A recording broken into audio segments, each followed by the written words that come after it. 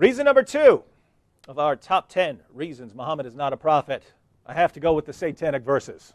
Definitely. The satanic verses, my friends. If you're not familiar with the story, I'll give you a brief idea. I actually have 37 sources reported, 37 Muslim sources reporting the satanic verses. For those of you Muslims out there who don't think that it ever happened, I have 37 sources giving various descriptions of the story. And what you find is that the earlier stories are very clear on what happened here, and then you see Muslims progressively watering the story down in later versions of the story. But let me give you the earliest version of the story.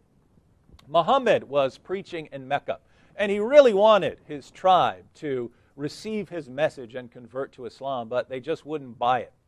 Because his main argument was, listen to my lovely Arabic verses, I must be a prophet, and people just weren't buying that. There were people in the same town who could match Muhammad's verses, and there was a man who would stand up right after Muhammad and start reciting verses and say, in what way is Muhammad's verse better than mine?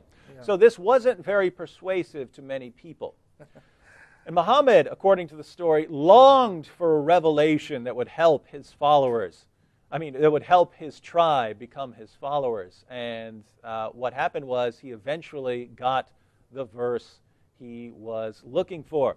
When Muhammad was receiving chapter 53 of the Quran, this is in Ibn Asaq, when Muhammad was receiving chapter 53 of the Quran, here's how he put a passage. Have you not heard of Alat, Alusa, and Manat, the third, the other? These are the exalted cranes whose intercession is to be hoped for. Now, Sam, what are Alat, Alusa, and Manat? In Arabic, they're called Banat Allah, the 3 daughters of Allah. They're considered pagan goddesses, whom the pagans would actually pray to and ask for their intercession to Allah. So Muhammad receives a revelation referring to Alat, Alusa, and Manat, saying these are the exalted cranes whose intercession is to be hoped for. Cranes are birds that will intercede for you by carrying your prayers to Allah. High so what is Muhammad saying here? You pagans, you polytheists want to continue praying to Alat, Alusa, and Manat? That's okay with Allah. He says these goddesses will carry your prayers to Allah. So polytheism got Muhammad's stamp of approval. Well, Muhammad bowed down in honor of receiving this revelation. His followers bowed down, and the pagans bowed down too. They were overjoyed that Muhammad was promoting polytheistic worship in Mecca.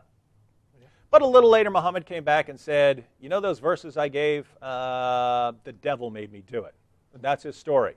That as he was receiving the true revelations of Surah 53, Satan stepped in and gave him the false revelation. And he just couldn't tell the difference between the revelation from God and a revelation from Satan until Gabriel came along later and informed him what he had done.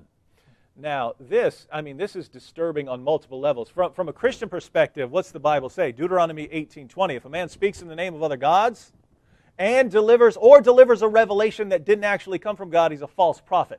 Muslims claim to reverence Moses. If Muhammad had done this during the time of Moses, Moses would have told people to pick up stones and stone Muhammad to death for being a false prophet, for delivering a false revelation, promoting polytheism. But Muhammad was among pagans, and they were just overjoyed. But think about this. Muhammad couldn't tell the difference between a revelation from God and a revelation from Satan. And he has to go back, and his followers have to erase this verse from the Quran and insert the words that are in there today, because he delivered a passage that comes, not according to me, not according to Sam, according to Muhammad, a passage that comes from the devil.